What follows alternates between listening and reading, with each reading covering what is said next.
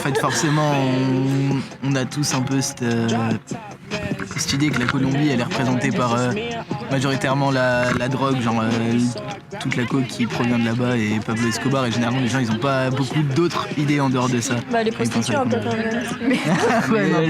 Mais si, arrête, si, carrément. J'ai dit tout à l'heure, ça se passe chaque fois que je dis je suis colombien. Sinon, je me rappelle une fois, je travaillais dans un restaurant et le premier jour que je suis allé, bah, c'est normal, on s'est pressant avec tout le monde et tout ça. Et voilà, ils m'ont demandé je viens d'où. Moi, je dis je suis colombien. Ah, Pablo, ok, la drogue. Et il y avait quelqu'un qui m'a montré un petit peu un poids de sucre. Il m'a dit ah, tu vois ce que c'est ça? Moi, j'ai dit oui, c'est le sucre. Mais tu vois, c'était une blague, voilà. Moi, je dis bah, c'est pas marrant, c'est pas drôle. C'est pas marrant, c'est pas Alors, drôle. pour moi, c'est une autre chose, quoi. Fort. Mais moi, j'essaie de rigoler un petit peu quand même, et voilà. Mais j'ai un groupe de potes qui sont colombiennes, elles viennent faire leurs études ici. Et elles viennent de Cali et tout, et à chaque fois que des gens les rencontrent, leur premier truc qu'ils leur disent c'est ah ouais, vous voyez des cartels et tout. Et elles sont en mode bah non. Du coup, bah, ça montre que les clichés quand même. Normalement, c'est super gênant quand les personnes associent. C'est une association directe entre les Colombiens et Pablo Escobar. C'est la première chose que normalement il dit. Et c'est, oui, étant Colombien, c'est super. On ne se sent pas à l'aise avec ce type d'association parce que c'est super réduisant.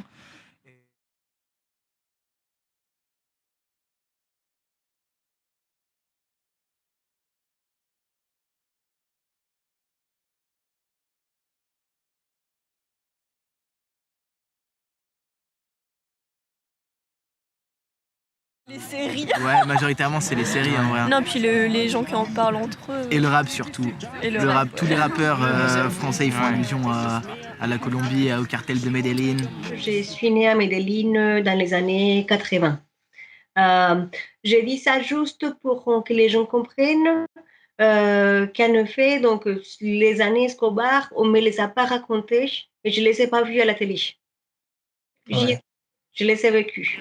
Si c'est dénigrant, Pablo Escobar, cocaïne et tout ça, je n'importe pas, je seulement l'ignore. Mais quand c'est James Rodriguez ou peut-être Nairo Quintana, quelqu'un célèbre et que c'est positif, je les réponds et je les donne la main. Ça marche. Mais c'était choquant pour moi de voir que les seules choses que les gens connaissent de la Colombie, c'était cette partie un peu noire, un peu ce qu'on montre dans les séries, et qu'ils ne connaissent pas toute la problématique qu'il y a derrière. Et moi, je l'ai vécu. Moi, j'ai eu des amis qui ont été tués, des gens de ma famille qui ont été tués. Et donc, moi, j'ai vécu ça, c'est fort. Et normalement, je pense qu'à ce type de personnes qui associent la Colombie avec Pablo, on doit lui dire ah oui, on doit lui associer avec ah oui, Pablo, ah tu es intéressé par Pablo, ah mais c'est-à-dire que tu es drogadicte. Je pense que ça peut être un petit peu une contre-réponse, mais je pense qu'après ça va devenir un petit peu chaud. C'est un peu chaud là. C'est une problématique qui me touche énormément, déjà parce que je l'ai vécu. Et je l'ai vécu d'une manière, c'est-à-dire, quand je suis arrivée en France, de me rendre compte, de me trouver et me taper plein de commentaires des gens proches, des amis, des gens qui me posaient des questions sur Pablo Escobar, sur la drogue, sur les narcotrafiquants et tout, mais d'une manière un peu authentique. C'était pas pour me blesser, c'était pas pour être contre moi, mais c'était choquant pour moi. Je me suis un peu renseignée sur la Colombie via Netflix parce que comme j'y allais pour des études, j'avais envie d'en savoir un peu plus et de son histoire. Et du coup, je me suis orientée vers Netflix, mais c'était pas vraiment ce que j'espérais, enfin, du moins sur place. J'ai pas du tout eu la même image qu'on m'avait donnée, l'image qu'on m'avait donnée en France de la Colombie.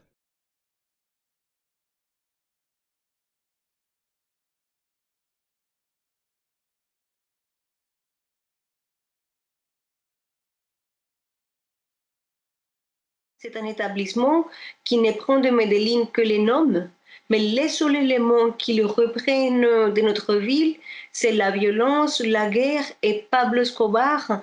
À la limite, pourquoi pas, si ce n'est qu'ils le font que pour faire une apologie et pour commenter favorablement dans les crimes de Pablo Escobar. Le patron de la boîte a répondu par la provocation. Donc voilà, nous avons les preuves des commentaires qui ont été ceux du patron de la boîte. Donc Ouais. on a eu notamment un commentaire comme quoi donc, les victimes de Pablo Escobar ne sortiraient jamais en boîte de nuit à Paris Ouais. et qu'il fallait les laisser là où elles sont les pauvres. Voilà. Ouais. Donc, voilà, il faut entendre par là que les victimes de Pablo Escobar ne viendraient jamais à Paris et qu'ils sont dans un petit coin de Medellín en train de pleurer leur sort.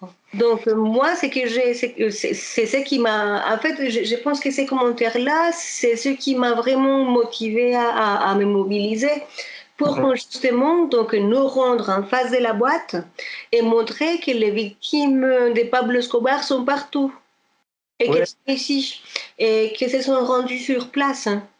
Je trouve que le fait que l'information sur tout cet événement soit pas claire, c'est une responsabilité de plusieurs parties.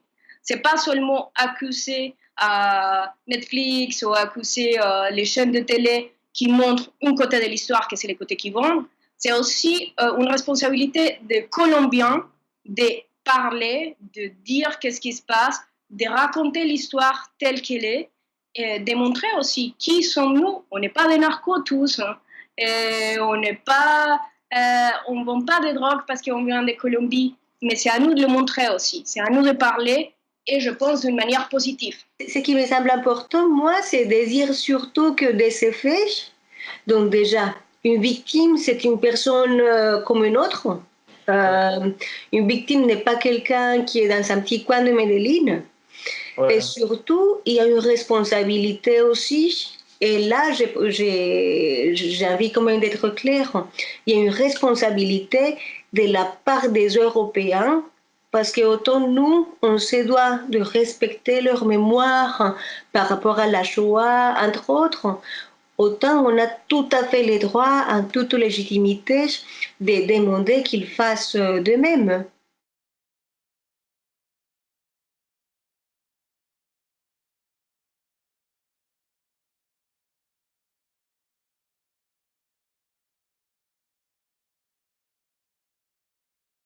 Et donc, moi, je pense aussi que, voilà, alors, d'accord, effectivement, quand on dit, quand on pense à Medellín, on pense forcément à Pablo Escobar. Mais de quelle manière et pour en faire quoi?